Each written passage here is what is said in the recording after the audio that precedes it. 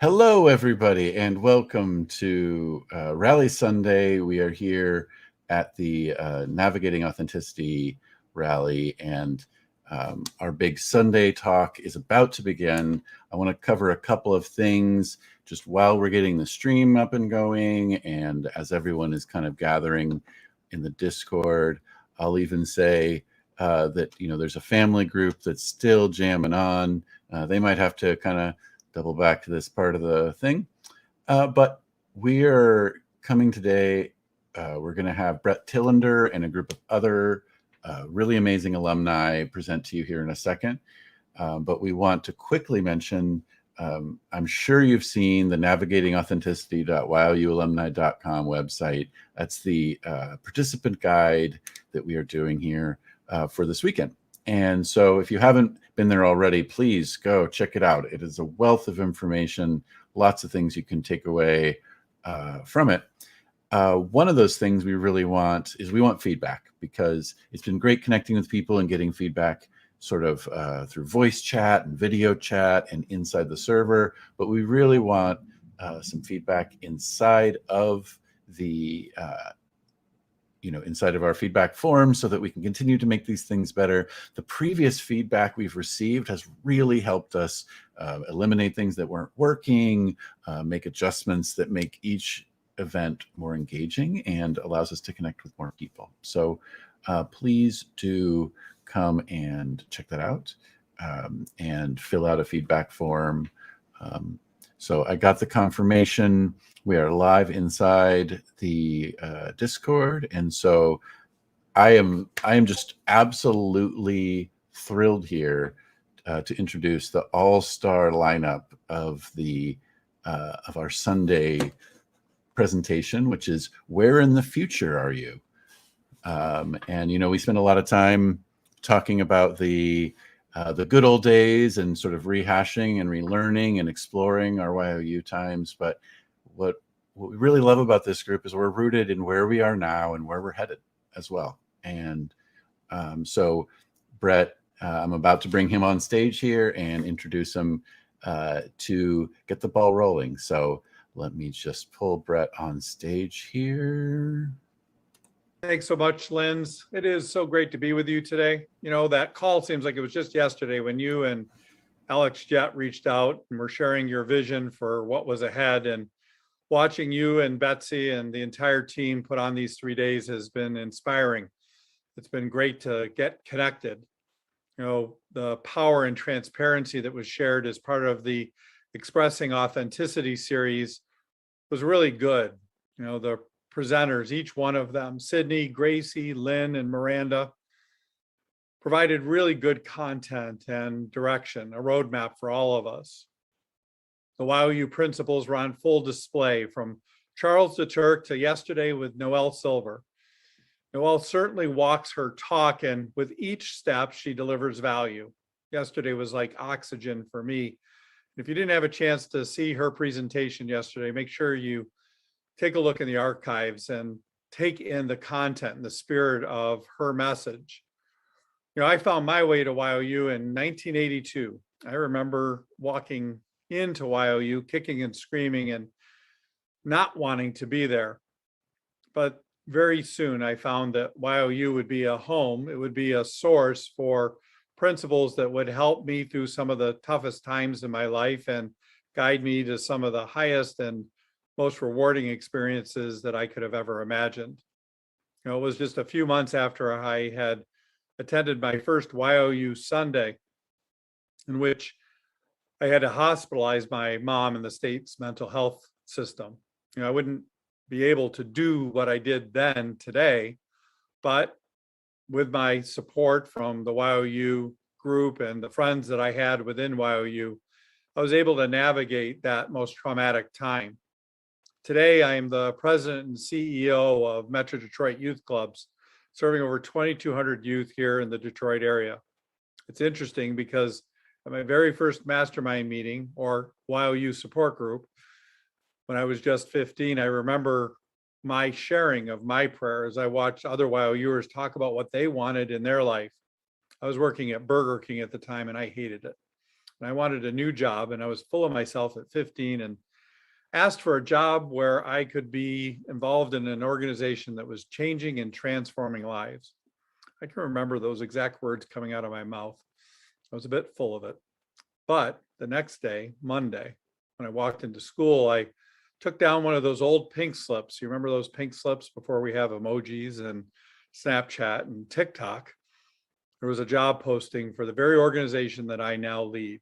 I was hired just a few months later to run a tutoring program. It's been an incredible journey, but it was rooted in my first experience of walking into Y.O.U, knowing that I was home, finding the support, and not just the support, but the tools that were needed to be able to navigate this experience of life. I remember attending that very first Y.O.U conference in 1983. See, I grew up as a Jehovah's Witness. Grew up means I was in a family that was Jehovah's Witnesses until I was 10. But at 8 years old, I really didn't buy it. I remember dropping out my Halloween costume out my window and going trick-or-treating in the neighborhood. Well, it's Halloween, and it reminds me of that. But I remember walking on to the grounds of Unity Village and hearing Sally Taylor, one of the most gifted speakers I've ever heard in my life, and somebody who had a steeped understanding, a deep commitment and conviction to being able to use scripture to support her spiritual journey. Well, for me, that was kind of like the knock on the hood that there was another way to use spiritual tools and text, and that there were other tools other than the Bible, great examples that were sourced from around the world. Y.O.U opened up a new experience for me, a lifetime for me. So, Linz, when you reached out and asked if I would help keynote today's closing ceremonies for this incredibly powerful 3-day experience, I knew that I had to call on some good friends, some Y.O.U alum who are walking their talk, living an authentic spiritual journey, and are doing it in the humblest of ways, so willing to serve and to be there for others. So this morning, I'm grateful to welcome to our time together Dr. Mel Campbell, psychologist, author, and motivational speaker; Malayna Dawn, communications consultant and business administrator for Unity Southwest Region; Dean Logan, the registrar, recorder, and county clerk for Los Angeles County, our country's largest county, and Dean is hard at work making sure that elections across our country are free and fair; and Stacy Macris Ross, the spiritual leader from Unity of the Oaks. I'm so grateful to each of you who are joining us this morning. Good morning. It's great to see you. Hello, Brett. Thank you so much. Hello, everybody. I'm so excited about this time that we have together. I hope that your mind and your spirit are going to be open to the words that we'll talk about today, and why you changed my life. So I'm so excited. Good to see you too. And it's great to be here with all of the Y.O.U alumni. It's exciting. Thanks, Brett. It's great to be here. I was thrilled when you reached out. As we shared in a phone conversation, I had just seen the information about the alumni event, and it piqued my curiosity. And so it was just serendipitous to have you reach out. And it's just great to connect with you and to connect with this community. Yeah, thank you, Brett. It's wonderful to be here, and thank you for inviting me. I'm just excited to have this conversation. Thanks again for your commitment, for being here this morning and participating. I'm so grateful.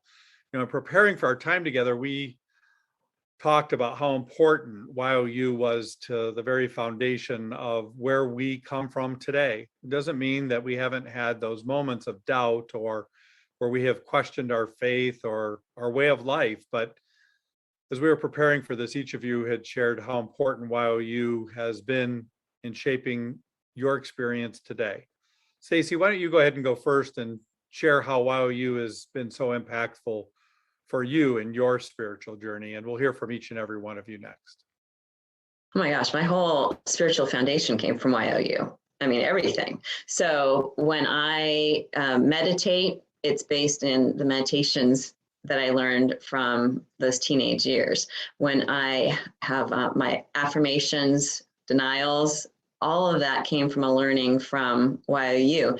Even something like heart talks, I can use that in my relationships that concept of just listening to people from a heart-centered space, whether that's, again, with my relationships or professionally as now a minister or in that ministerial role, listening to people from a space that where your heart is wide open and you're just listening. You're not getting ready to respond as we do so easily, so often in our world, right? So I think meditation, affirmations, denials, heart-centered listening, I would even say, breath, and then of course, visualizing and really manifesting the life you want to create. I mean, all of that, that's all that spiritual foundation, everything came from Y.O.U.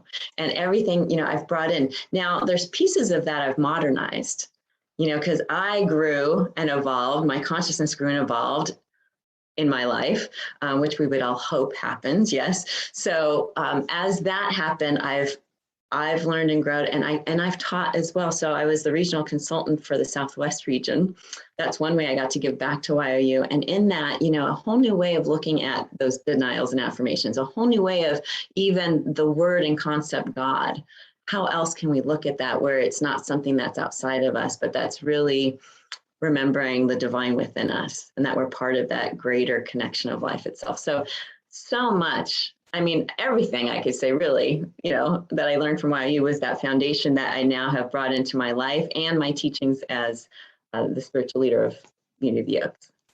When I think about my time in Y.O.U. and the significance of that for me at this stage in my life, I really think it was the foundation for really, and I don't know that I knew it at the time, but I think establishing my path of leadership, kind of getting comfortable in the role of leadership, what that means, and the good, the bad, and the ugly of that, right? Of just dealing with lots of different issues and different people, and also that sense of connection to whatever the activity is that you are leading and the people that you're working with. And so that's really what stands out for me. And I think that, that we were in Y.O.U. at a very interesting time. I think there were so many, and I suppose that's true for any generation if I think about it. But for me, I think about, what was happening in the world at that time, the work that we did on citizen diplomacy and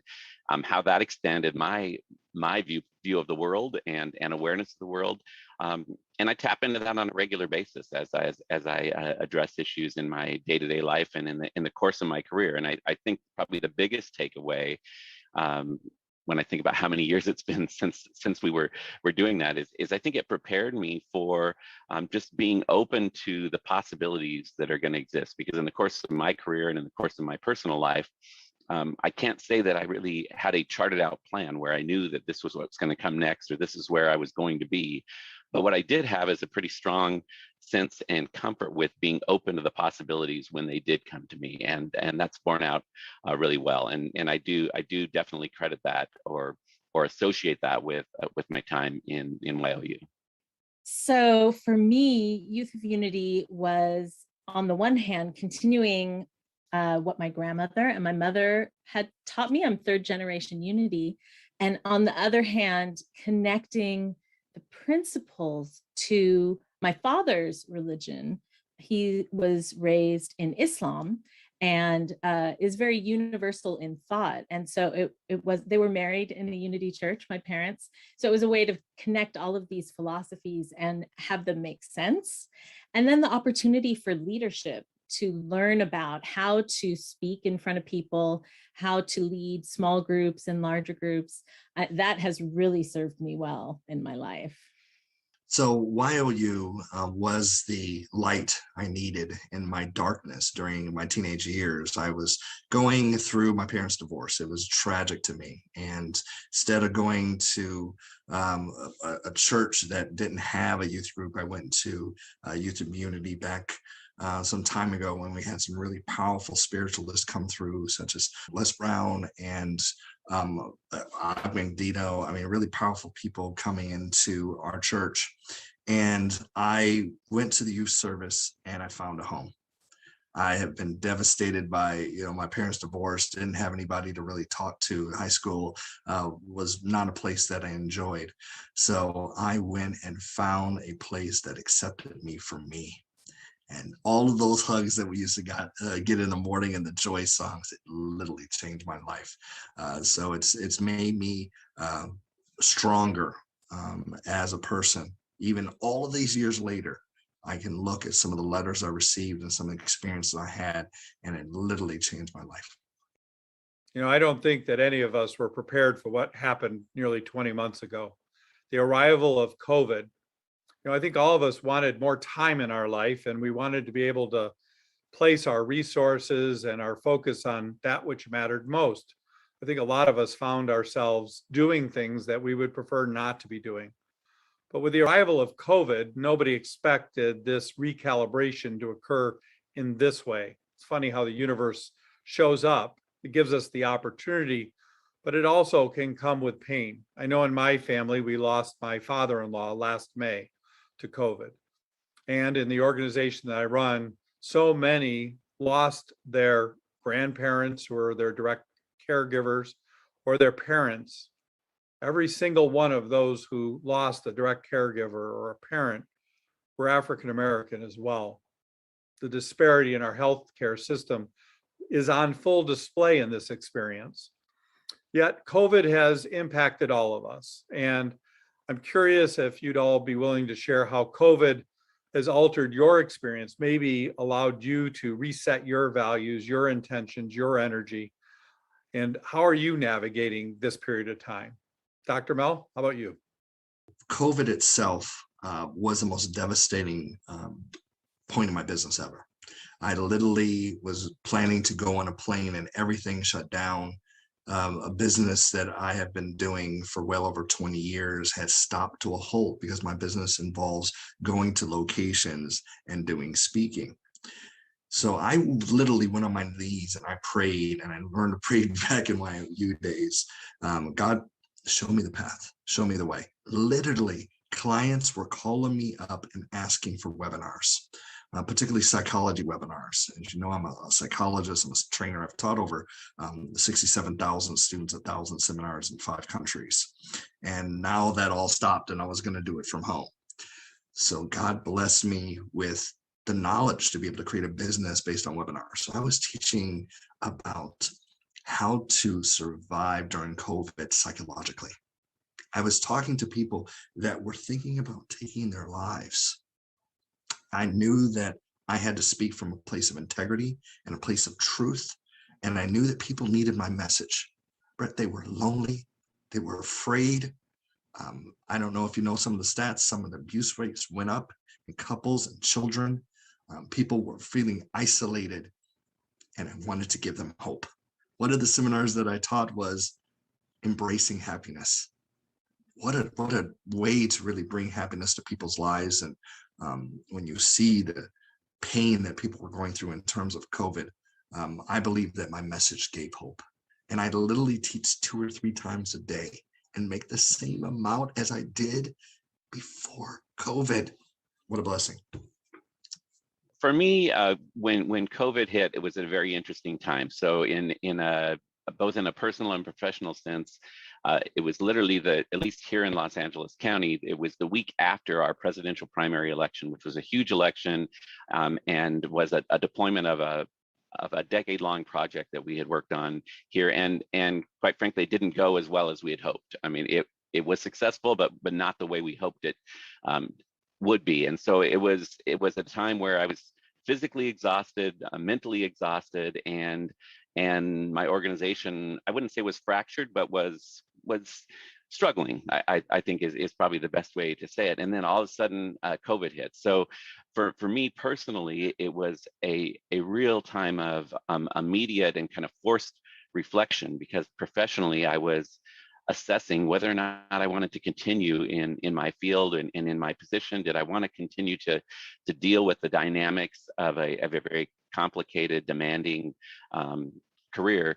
And suddenly overnight with COVID, it was this clarity that there are just times in our lives where we know that it's a time where you serve, and this was a time to serve, and that became really clear to me that we were heading into a November presidential election, which was going to happen during unknown conditions related to the pandemic. So that's sort of the first realization I had was was that it actually kind of enabled me to put aside what was a lot of potential inner struggle or conflict, and just say, no, wait a second, this is just a time to serve, and people need stability, our organization needs stability, I need stability during this time, and to pick up on that. So that was sort of the beginning stages, and then it's just been fascinating to live through this time, and we're still living through it, and to watch what's happening in LA County, very richly diverse community in every sense of the definition of diversity: economic, cultural, ethnic, you name it. We have a geographic diversity, and just really having a bird's eye view of the different ways that those socioeconomic conditions were affected by the pandemic. I mean, I find myself in a position where I'm blessed by the fact that my children are grown up. They're out in the working world doing their own thing, and then I watch my friends and my employees who have children who couldn't go to school, or who were starting school, or who were finishing high school at a time where they didn't get to go back to the classroom, and just thinking about and trying to reflect on, wow, what would that have been like at that time in my life to go through this? So so again, a lot of introspection, a lot of kind of recognizing my privilege, the where I'm fortunate to be in my life, the fact that I have a really good and solid support system. But also what I know about myself is I'm a person who thrives on connectedness. So the kind of the isolation of working from home, being alone, and then even this strange dynamics for me of going into the office, but being in the office alone, and how that was a whole new learning experience. And so still trying to find kind of our new normal out of that right now, of how do we build on the successful tools that we've learned to cope during the pandemic, that some of which we want to hold on to, and then also what do we bring back into the connectedness, physical connectedness with those in our community. So I think it's ongoing learning. I don't want to go on too long, but I think the other thing I would say is watching a community that was sort of forced to change their behavior was also interesting, because we, as I mentioned, we were implementing a new voting model heading into the presidential election, and we saw a shift in voter behavior that probably, absent the pandemic, could have taken a decade of incremental change to happen, that people just adapted to because they were sort of forced to. And it's interesting to kind of reflect back on that, and how do we build on that in the future too. So have we learned ways to move people in a direction in a faster manner, but doing that was still being respectful with the iterative process. So yeah, lots to learn in that process, and a lot to learn about ourselves, how we react to that, how we, how strong is that need for connection, and finding new ways to feed that has been very interesting. Yeah, the pandemic changed all of us. It's been a collective grief process, a collective trauma process. And I think as soon as we acknowledge that and realize that, then we can be doing our healing work. So for myself, it was interesting. The first year, I was sort of sitting in this really enjoyment of getting my calendar cleared off, right? I mean, I had, a child at college, child in high school, but running around. My child in high school wasn't driving, and his school's a half hour away. So, I mean, the schedule was full. I was busy. I was running. So I have to say, I felt a little guilty almost, but I'm like, I'm so happy I'm not driving to the high school and back, and these volleyball games and back, and the ASB and back. Right? So, but first it was really a celebration of letting go and making life more simple. It was also a celebration of having both my boys at home. I was really cherishing that time selfishly, knowing that, that's time that I wouldn't have usually gotten with them. So it was bonus time. I was sad for them. I mean, it really hurt my heart that what they were missing out, because college and high school, it's a little window. It's a short window, small window. You can only do that. I had planned for my 50th birthday that year to go hike in and out of the Grand Canyon. The Grand Canyon will always be there, but high school and college, so my heart was hurting for them. I saw what they had to go through. But for the most part, that first March to March, I stayed in, again, gratitude, really appreciating the slowing down, being more with family. I mean, we were all here, family together, right? 24/7. And then something about that 1 year mark. And it's funny because it's right on the other side of my birthday. My birthday is that same weekend that everything went into lockdown here in California, at least. And all of a sudden it hit me. It hit me. It was like the 1 year anniversary. I've just felt sad and depressed. And so I just sat with that and I observed it, and I just realized, gosh, yeah, because I used to have this house all to myself working from home. And now I was sharing my space. And I realized, wait a minute, I haven't had any alone space in a year, and where I appreciated it, suddenly I was like, hey, I'm ready to kind of get out. And I was missing friends and I was missing family. And it was hard. And suddenly it was the year mark for me that really put me in a true kind of, again, that gloominess, the depression, the mourning process. But what I did was I just let myself do that. And whenever there's times where I go, oh man, yeah, remember how that used to be? I let myself sit there, be with it, observe it. I don't live in it forever, right? That's not constructive for myself, but I do allow myself to feel it, acknowledge it. And then how can I shift out and go back to, I think what this moment is calling us to do, which is, what's my true purpose? What is my life? What do I really want my life to look like? What do I really want my life to look like? Because we can see people are now moving from the cities to the country because they can do remote work, and now they're living their best lives, right? They're living lives that they wanted to live. People are being very, very picky with what jobs they do choose too, because here's a great opportunity for us to really step into our own power and our own manifestation of our lives, and look at like, okay, here's how I really want to live my life. And for most of it, it's been simplify. How can I simplify my life? And again, connection with family and friends. I think we've really come to realize that's what's so, because when you get shut down, locked down, and you can't have that contact or only through screens, suddenly that human contact becomes so important. So I think that what this moment is calling us to do is to simplify, to see what we really, really, really want, and with our human contact again.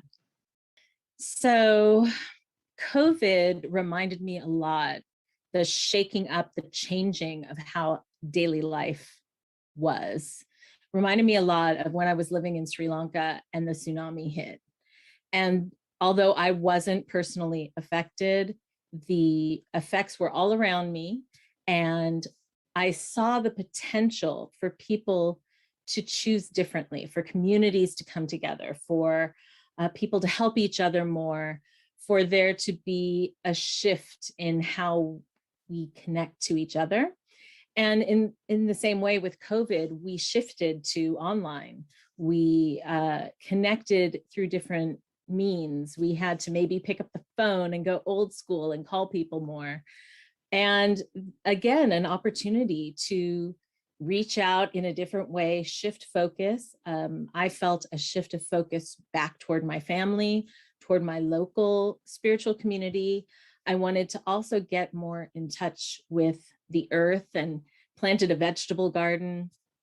But as it extended over time, and I've seen this with a lot of people, the things I thought I would do with this different world are not exactly the things I ended up doing. That when given the opportunity, I found what my natural tendencies were and where I'm really feeling called. So for me, it was a confirmation that communication online is really what I feel called to do, to communicate with as many people as possible, to communicate more clearly.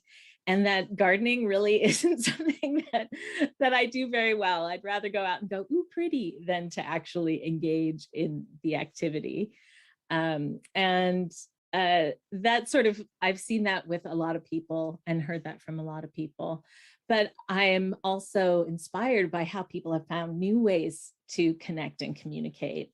And I think it really is an example and opportunity, but people have embraced the opportunity to evolve in different ways of connecting and communicating, while also valuing how important it is to be able to hug people when you get the chance and the personal connection. One example, if I don't know if you've seen the show Alter Ego, it's a singing competition where they put up a virtual avatar of each of the performers, and still the judges are connecting to the heart and the spirit of what comes through the voice. And that's something that can't be simulated. So it doesn't matter what they're looking at. I mean, it matters, otherwise they wouldn't have this opportunity. And the people feel more confident having this sort of false front. But it's really their heart and their pain, the experiences that they've had, mind, body, and soul, that come through in their voice. So being more real while also being distanced is the challenge of our time, I think. There's no doubt that COVID has had a tremendous impact on everyone around the globe. And here at home, in the first few months of the COVID experience, we all witnessed the murder of George Floyd on our phones, our tablets, on our computer screens and television screens. The United States and all of us were confronted once again with the reality of racism and the trauma that comes along with it. It was impossible to turn our eyes away from what we have ignored for a long time.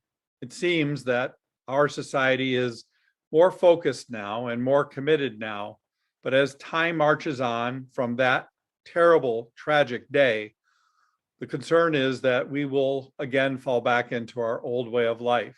So I'm curious to hear from each of you how you are addressing racism and incorporating that into your spiritual journey. How has this experience in the midst of COVID been something that has altered your spiritual path? Dean?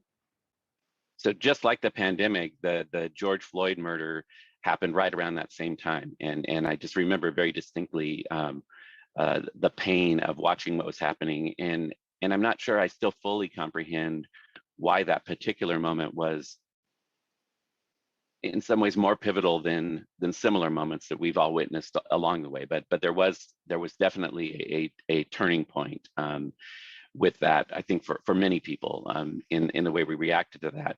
And it was, again, right at the same time where there were other parts of my life, my community, and my profession that were in a very vulnerable state. And so, again, just facing that, I always go back to this expression from Jim Collins' book, Good to Great, of facing the brutal facts of your current reality. And I think for me, that's how I get through those moments, is realizing that, you can't deny it, it's there. You have to face the brutal facts of your reality. But the end of that tagline is that with the faith that we will prevail in the end. And I really believe that. And I think that we're called on to face those brutal realities. Don't look past it, recognize what it is, and find your way to bridge that to a better future. And I think that's the takeaway for me. And I think that's similar to what we've seen since then. And I think the biggest struggle in my life right now is just dealing with what I perceive, not to be overly dramatic, but probably at a heightened state of conflict and dissonance that I've seen in my entire lifetime, and kind of that sense of conflict. For someone that does the work I do, the January 6th insurrection and the continual calling into question about the legitimacy of our electoral process. I mean, that strikes at the heart of me, because I take that very seriously, and it's very much a part of my life and my being. But it's also recognizing that, kind of coming to terms with the fact that that's kind of always been there under the surface. So I think what we've seen more light shed on it. And and it's painful to recognize those brutal facts of our current reality and to find our way through that. And again, to own our part of that, right? To own where, you know, where are my implicit biases, and how do I do the inner work for myself, but also work with people in my community and in my workplace to do that. And I remember sending out an all staff memo specifically about the George Floyd murder and the civil unrest that was happening. I mean, we had the cities around LA County were boarded up. There were protests going on, and there was a lot of fear. We had to close down our business operations during that time out of concern for the civil unrest. And I remember drafting this memo to staff and trying to just be open and honest about my feelings. And a very significant moment happened, because I had an African American employee who wrote back to me and said, you know, who wrote this for you, and why did you write this part of the message the way you did, challenging me on it. And at first it was sort of like, you know, that kind of typical response of, wait a second, I wrote this, and I wrote this from a place in my heart.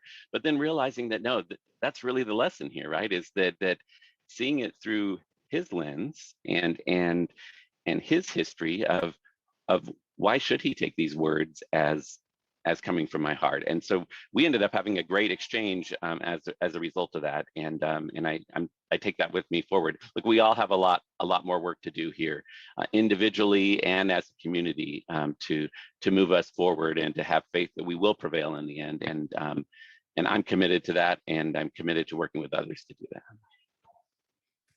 So with the Black Lives Matter movement coming so much into the forefront during COVID, when people were at home glued to their television sets and social media, it really brought up another opportunity for us to heal things that were revealed that really needed, especially the health effects on communities that don't have access to proper healthcare and traditionally have not.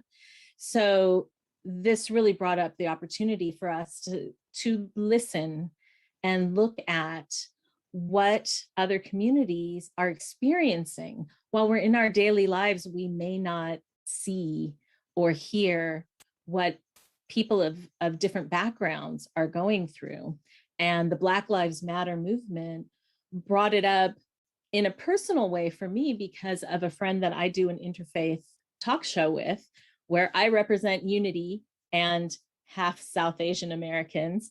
And Reverend Mike McMorrow, the minister of Centers for Spiritual Living Granada Hills, represents religious science, but also being raised Irish Catholic. And then Salam Thompson was raised going to Catholic school. He converted to Islam and then attends religious science services. So the three of us talk about all of this on a little vlogcast called Thoughts on Talks.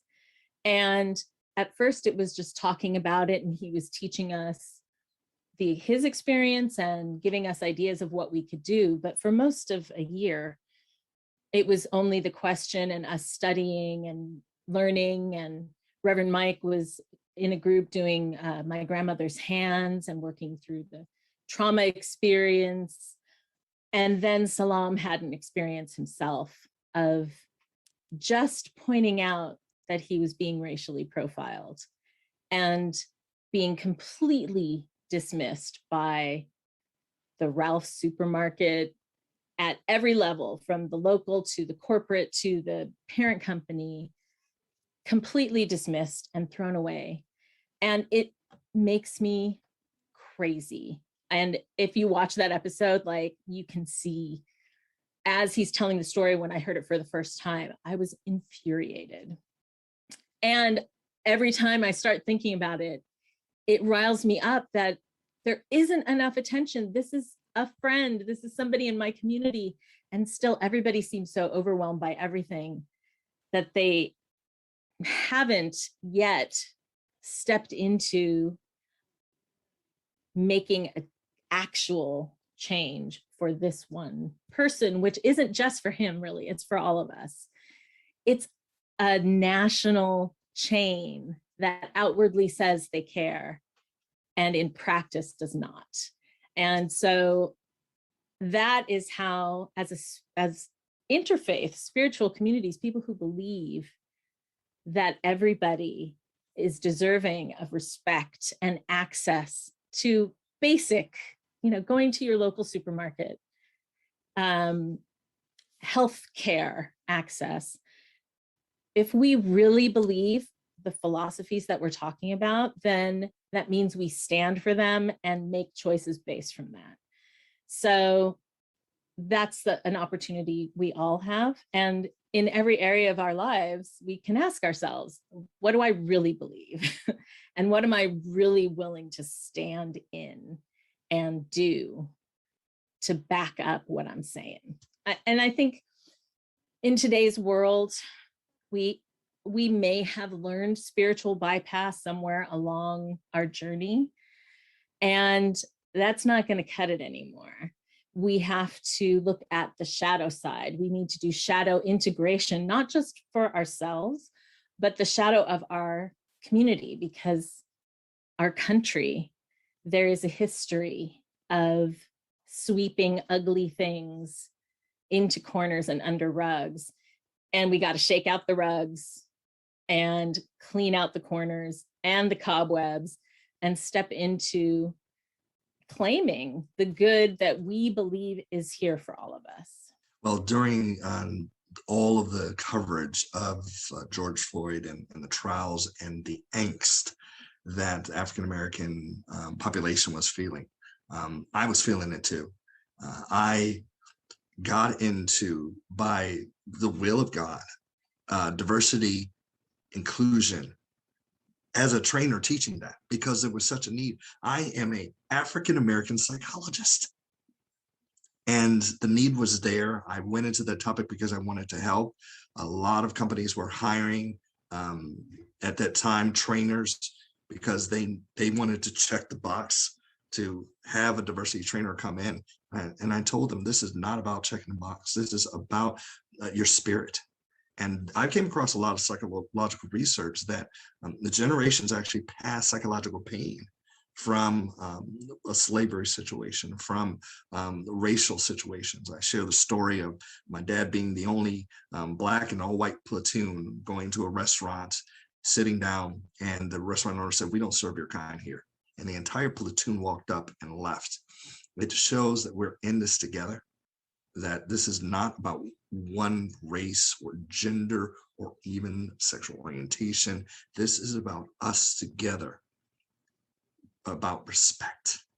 And that's what I was teaching, about respect. And many companies are now awakened to that because of this tragedy. And Brad, I will tell you, our journey's not done with this.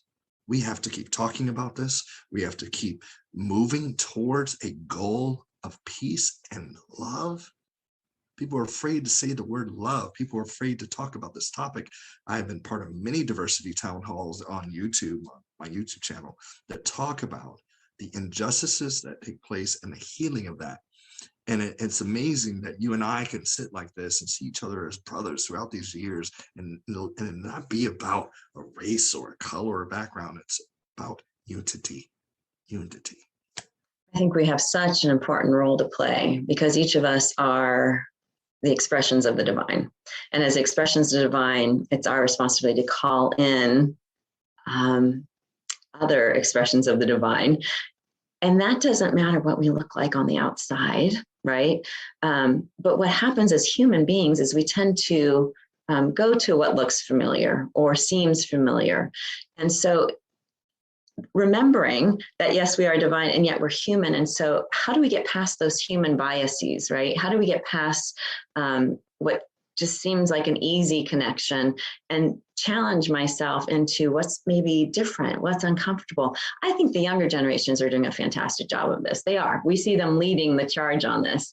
I think for our generation, older, it's about really getting uncomfortable, doing the work, and yes, doing the inner work, but also doing the outer work. So for instance, with my own church, I brought in the book Mindful of Race by Ruth King, and it was a great book club book that we had and study group that we had, really looking at, she has fantastic questions to really challenge yourself on your own biases and get uncomfortable. And for some people, there was a spiritual bypass and a denial. And you know what? For the 95-year-old woman who was in our book club who says, I don't see race, like she's 95, right? But for the 65-year-old, even the 75-year-old, definitely the 55-year-old, I could challenge them, because that's who was at our book club.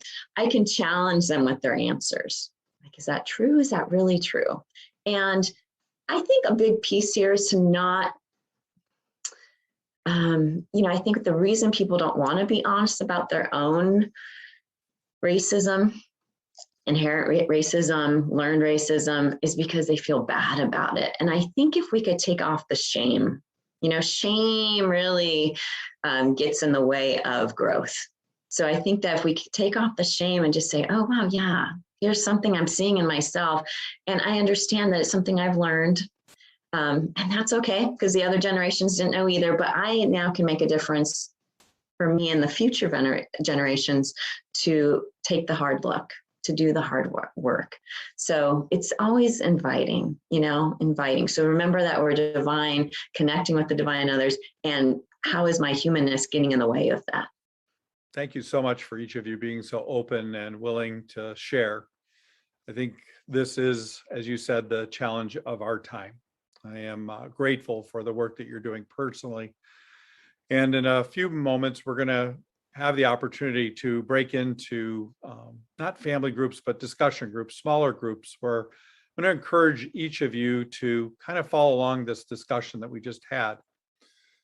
As you break into the small groups that Lynn's will be separating you into, really just two questions. One, how have the last 20 months changed you? What has been the biggest change for you? It doesn't have to be with rose-colored glasses, but if it's been positive, let it be positive. If it has been challenging, let it be challenging. We'll grow forward from there. And then turn your attention in your sharing with this small group to what it is that you'd like support in, and seeing yourself, where do you see yourself in the future? You can set that timeline. That could be 6 months from now, a year from now, a year and a half from now. That timeline is up to you. But the support that comes when we gather together in support of each other is exceptionally powerful. So we're going to break away for about 10 to 15 minutes, and Lynn's will bring you back to the group experience shortly. And in that small experience, again, please just identify that learning, what happened to you that was transformative in these last 20 months? And where do you want to be somewhere in the future? You set the timeline, you set the goal, you set the intention, share it, support each other. And when you come back, we'll be doing the same with our guests.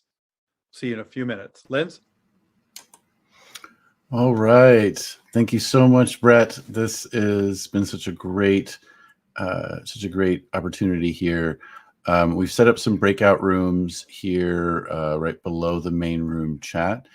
We put them at about 6, a max of 6, so that everyone can have a chance to share. And then we will come in and grab you to bring you back in. I forget how many minutes he said, but it'll be enough time to kind of have a good conversation between the 6 of you. And so without further ado,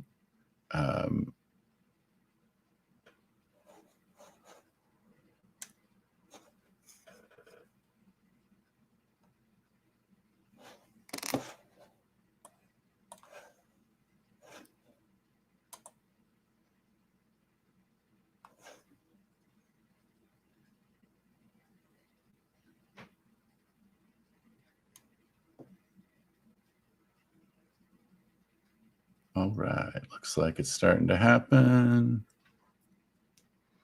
That's great.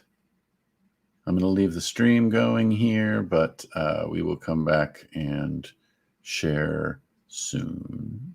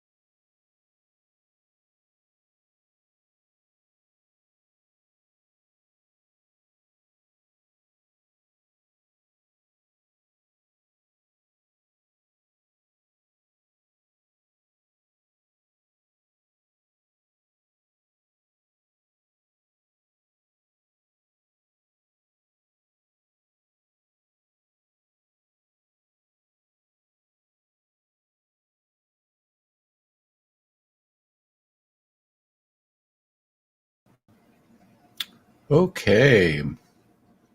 Just going to start to welcome folks back. I know that we have nearly a quorum in the main room, and the breakout room 1 folks should be returning shortly. Thank you all for engaging in such great discussion and everything. And I'm going to kick it back to Brett to finish this out, but I think I'm actually going to wait just 1 minute. Make sure you're watching the stream. Aiden says that's great. And I do want to just sort of hold until I see the folks from breakout room 1 come back in. So this has been such a highlight, getting to have Brett, Dean, Malayna, Mel, and Stacy each getting to share with us for us has been such a treat, and such a great way to spend Sunday together. And I'm really, really enjoying it. And I'm looking forward to pulling Brett back onto stage here in a second and moving forward with that. And I guess I can take away returning shortly because I've returned. Now, the folks in breakout room 1 can catch up on the recording, perhaps. And let me just check with the team real quick and make sure. Let's see what we're doing here.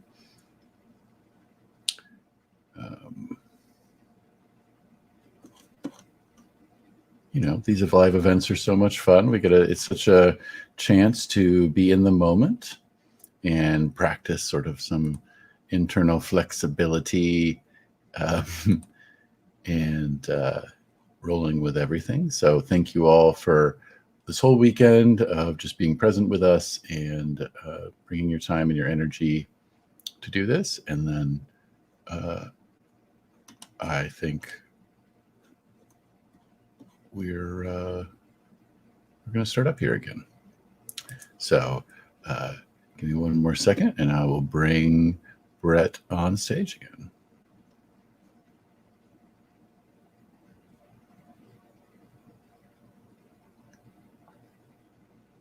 Of you back here again. I hope in your time in your group, you had the opportunity to learn something, to learn about those who are in your group, to support somebody's vision for themselves, to be heard about your learning, and to be able to share your intention for your path forward. We're going to do the same here in a second for our Y.O.U. alum. They're also going to be sharing with each of us a tip or a tool that they have used to navigate these times. So, Malayna, I'm going to come to you first. What's your tool, your tip, and how can we support you in the future? Okay, so the tip I found when I lost my faith and when I felt like maybe unity wasn't the place for me or didn't have the tools that I needed. And I stepped away and really turned inward and found nature as a source. And I have found my way back to unity, to new thought principles, and to a faith. But now it is more of an energy. And it's so my tool that I use is when I go into meditation, I connect to the energy of life force, of source energy, of the energy that exists between molecules. And that's where, when my world is overwhelming as it is these days, I'm caregiving for both of my parents. I have a few different jobs and I'm involved in different organizations. I breathe into that space between molecules and turn to science and nature to expand mystically into that space and that timelessness. And it has been really essential for me to survive, especially this past year, which has been very challenging in my life. How people can support me right now, it is to get eyes and ears that will stand, people who are choosing to stand in what they believe with me. So to go to on Facebook, Thoughts on Talks is the talk show I do, the interfaith talk show. If we can get likes and comments, that would be great. That is where I'm trying to gather numbers to support other interfaith things.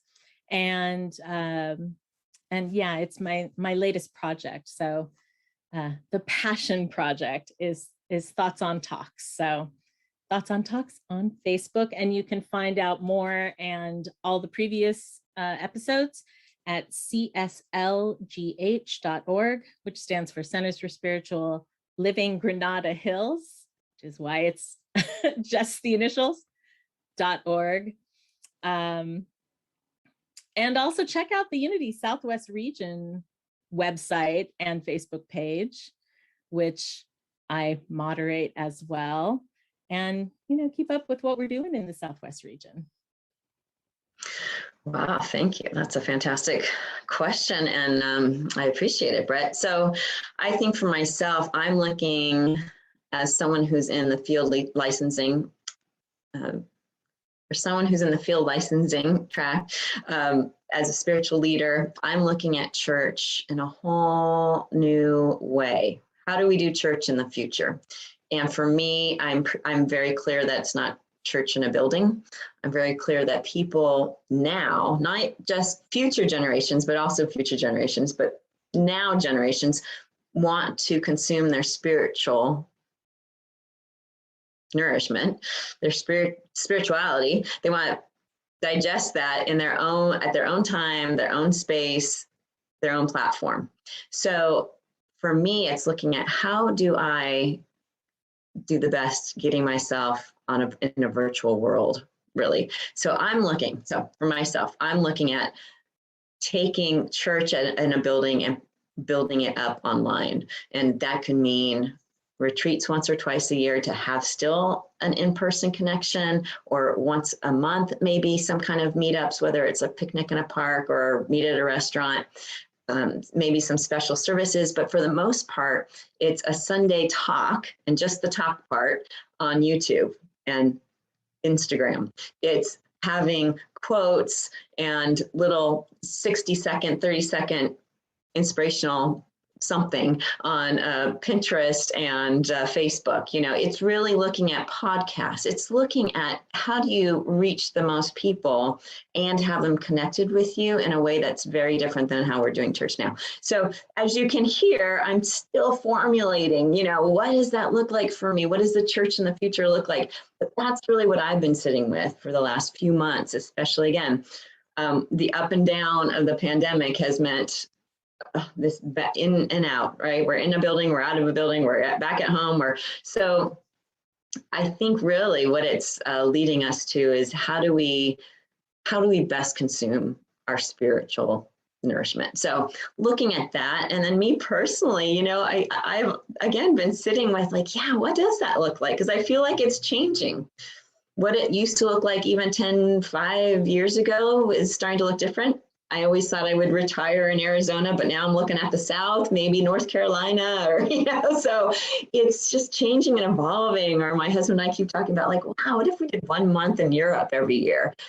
So starting to get the creative, fun juices, that's the first part of, any kind of manifestation or demonstration is all about getting the creative juices, and then whatever you're most excited about, well, then that's what your spirit is saying, right? So it's right now kind of sitting with what does excite me? Where do I want to go? But so I'm starting kind of in those creative juices. That's where I am right now. What does it all look like? So I feel the collectiveness of us right now. When you tap into your spiritual intelligence, I teach emotional intelligence, and I have a concept called spiritual intelligence. And when I tap into my spiritual intelligence, my instinct tells me what my goals are in the future. And I want to be one of the top motivational speakers. The more I can help others, the more I can change the vibration of this positivity that's already there, to enhance it, the better. I am on a mission to eradicate as much negativity as I can from this country, and I support with that. And I want everybody to tap into their spiritual intelligence as a tool. Have a power hour. Try to do this every day. I encourage everybody to do this every day. A power hour of self-care. 15 minutes of meditation, 15 minutes of yoga or exercise of some sort. You could do even 30 minutes if you wanted to. 15 minutes reading some motivational material. And then in the other 15 minutes, depending on what you want to do, you can enhance the meditation or do some breathing exercise. So again, 15 minutes of meditation, 15 minutes of breathing, 15 minutes of motivation, 15 minutes of the exercise, a combination of our power hour. It will change your life. I have been practicing power hour and meditating and doing yoga every day. And listen, some of you aren't working out at all. Some of you are not doing any spirituality at all. Can you do 15 minutes? Can you do 15 minutes for you? Can you do it for our collective consciousness? Can you do it for the family that you have in your life? And we're family. And I want everybody to know I'm going to be here for you. I'm always going to be there for my Y.O.U family, always. I love that, and I love that we're having those conversations. And I think what comes to mind for me right now is I'm really focused on groundedness and trying to to set appropriate boundaries and triggers and to be more present in my life. I think there's so much information and movement around us, and the triggers of social media, then the news and all that it's easy, at least for me, it's easy to get so sucked into that you're missing out on what's happening in the here and now. So I'm really working on some tools and practices for that. So support for that is great, and encouragement. I think if I had a tip, and it maybe sounds cliche and maybe sounds simplistic, but I really think it's where we are right now, is just be kind. Just meet people where they are. Recognize that we don't know what people are carrying with them. We don't know what they brought with them. What we do know is what we can offer to them in that interaction, and to not miss the opportunities that are in front of us at any given moment to make that difference. And I think the lesson for me, and what I keep reminding myself, is I have a tendency to overthink that. Think that I have to think of something profound if I'm going to help somebody out, or I have to have myself all put together in order to offer that to others. And the truth of the matter is none of that matters. What matters is those small, subtle things of just recognizing, a smile, opening a door, or writing a note, or returning a phone call can have a significant difference. Both directions, right? So, I think that's what I love about the fact that we're even having this conversation, is that we got connected again this way, and this sense of community that exists in this space is actually one of those principles of groundedness that I just read about in this book that I'm working on. So it's just perfect that it worked out. So yeah, I think that's my big thing, is I guess the two key phrases there is meet people where they're at, and just be kind. Well, I want to thank each and every one of you who have participated as panelists today. Dr. Mel, Malayna, Dean, Stacy, so grateful for your sharing. I know a number of those who are watching today would love to be able to connect with you. So as we wrap up, why don't you go ahead and share the best way for people to engage with you, to connect with you. And thank you once again for making the time, for taking the time today to make a difference. Thanks so much, Brett, for reaching out, and for the group that put this alumni group together. I mean, I just know that there are many of us out there that see it on social media. Maybe we're not directly connecting, but we're seeing it, and it brings back that sense of foundation that I think so many of us share from our time in Y.O.U. And it just feels good to know that everybody's out there continuing on their path and supporting each other. So it's been great to be a part of this. I'd love to follow along. Feel free to reach out to me if you want to. You can reach me through Twitter at DC Logan, and feel free to direct message me or just to follow me. And if there's an opportunity to connect and support each other, happy to do that. So this has been really great, and I would love to carry on the conversation with anybody who's watching. You can reach out to me at she, at malaynadawn.com. And the spelling, I think, is showing up in the bottom of the Zoom screen, but it's Malayna, and then dawn like the sunrise. And I look forward to hearing from you. All right, everyone. We've had the time to spend together now. Let's keep this connection going. I want you to add me on whatever social media platforms you have. Facebook.com/Dr. Mel Campbell. Go to my website, drmelcampbell.com. I also have a book.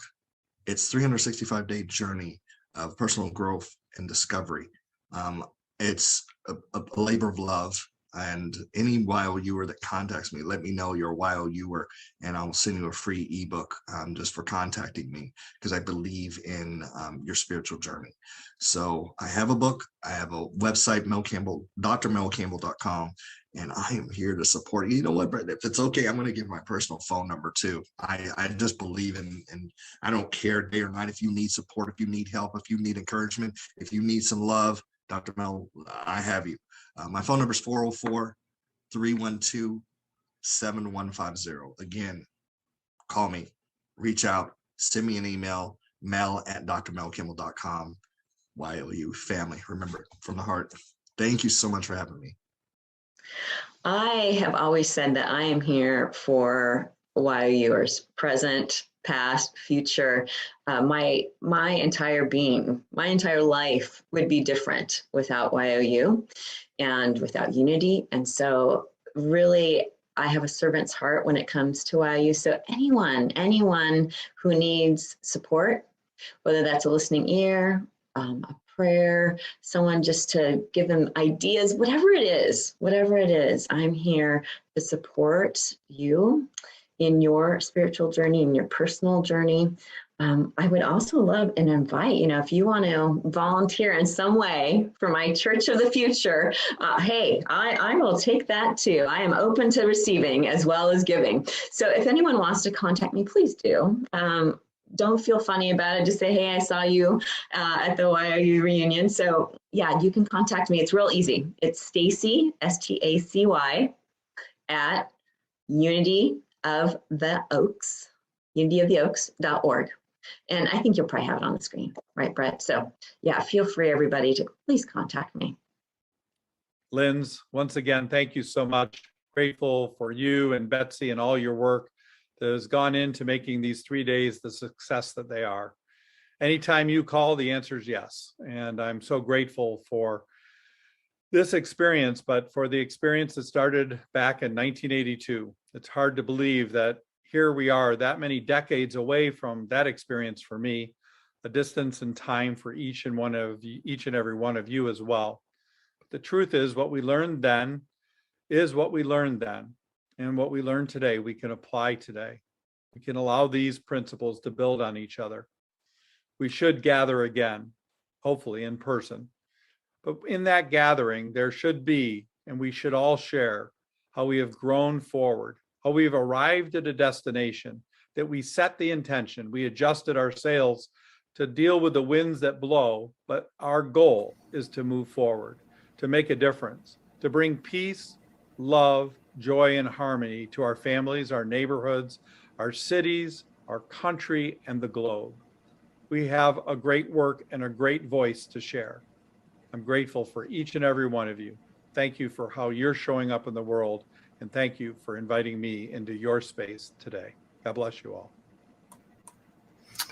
Oh, thank you so much, Brett. That was an amazing gathering of wisdom and a uniting of some amazing personalities, sharing their insights from around the world also, and taking that time. So before I wrap up, I just want to mention, for those of you who want to keep the conversation going in a networking sort of sense, reaching out. We've been talking a bit this weekend about our LinkedIn group, which is small but growing. and that we want to help each other in our careers, help us find success throughout our lives. So going to the networking.youalumni.com, or go accessing it through any part of the website that's in there as well. So I just want to mention that it's a pleasure to have you all here. We are going to do a rally recap, and this rally recap is really exciting. We have really pulled the greatest hits from this whole weekend long. So if you missed anything, you still have a chance to learn from it or to observe it a little bit. So in about half past the next hour, we're going to dive in and we're going to pull little tidbits from the whole weekend long. You can kind of have a chance to relive it. And so in the meantime, connect with each other in the connection rooms. We can, there's a lot of text channel interaction to be had. There's plenty of interaction. The rally is not over. We're just sort of setting up this grand finale here, and we'd love to have you stick around. So I'm just about to sign off here, and I just want to say thank you all again. A huge thank you to Brett, Dean, Mel, Stacy, and Malayna. That was just a really, really great panel, and we're lucky to have you all here. And I felt the love and felt inspired to personally, we all believe in connection here. Those of us in the network have been trying to connect everyone, but this has inspired me to redouble my efforts. So thank you again, and I am going to sign off. We'll see you at the recap.